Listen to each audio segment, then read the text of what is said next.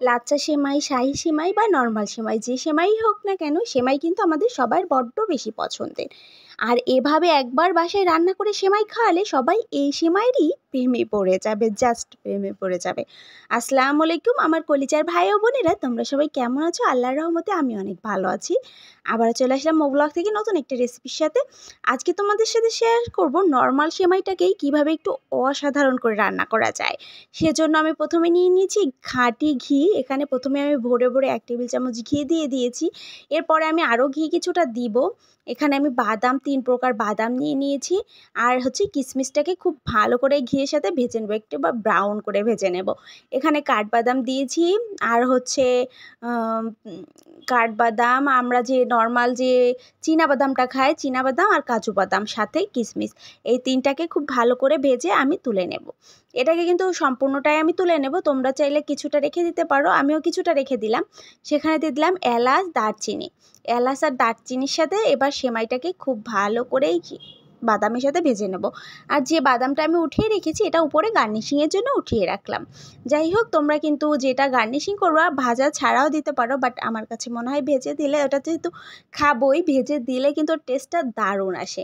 যাই হোক, এবার এই সেমাইটাকে খুব ভালো করে ভাজতে হবে, একেবারে ব্রাউন করে ভেজে নিতে হবে।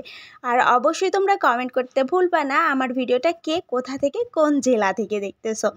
এই তো দেখতেই পাচ্ছ আমি খুব ভালো করে লালচে করে ভেজে নিয়েছি, একদম লালচে করে। আর কি দারুণ একটা যে ফ্লেভার বের হয়েছে, তোমরা না খেলে বুঝতেই পারবা না যে কি দারুণ একটা ফ্লেভার বের হয়েছে। আর এই যে দুধটা দেখতেছো, এই দুধটা কিন্তু আমি একদম ঘন করে জ্বালিয়ে রেখেছি। 1 কেজি দুধকে একেবারে হাফ কেজি মতোই করে রেখেছি, হাফ কেজিতে একটু বেশি হতে পারে, বাট একদম ঘন করে রেখেছি। এবার দিয়ে দিলাম সামান্য হচ্ছে চিনি আর লবণ। আর অবশ্যই লবণটা অবশ্যই বুঝে দিবা, যারা মিষ্টিতে লবণ না খাও তারা স্কিপ করে যাবা।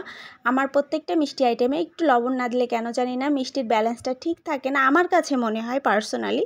এজন্য আমি মিষ্টিতে সবসময় একটু লবণ দেওয়ার চেষ্টা করি। যাই হোক, এবার যে যতটুকু আর কি ঘনত্ব রাখবা ততটুকু ঘনত্ব রেখে নামিয়ে নিলেই হয়ে যাবে। আমি যতটুকু মন চাচ্ছিল আমার ততটুকু ঘনত্ব রেখে আমি নামিয়ে নেব। আর এটা কিন্তু হতে বেশিটা সময় লাগে না, একেবারে অল্প সময়েই হয়ে যায়, জাস্ট ভাজাভাজি করতে যতটুকু সময় আর কি। যাই হোক, এবার এই তো হয়ে গেছে প্রায়, দেখতেই পাচ্ছ আমার ঘনত্বটা এই পর্যন্ত রেখে নামিয়ে নিলাম। কেননা এটা ঠান্ডা হওয়ার পরে কিন্তু আরও অনেক বেশি হচ্ছে ঘন হয়ে আসবে, এজন্য এরকমভাবেই নামিয়ে নিলাম। আর দেখতেই পাচ্ছ পরিবেশন করে নিচ্ছি, আর এটা খেতে যে কি অসাধারণ মজার ছিল।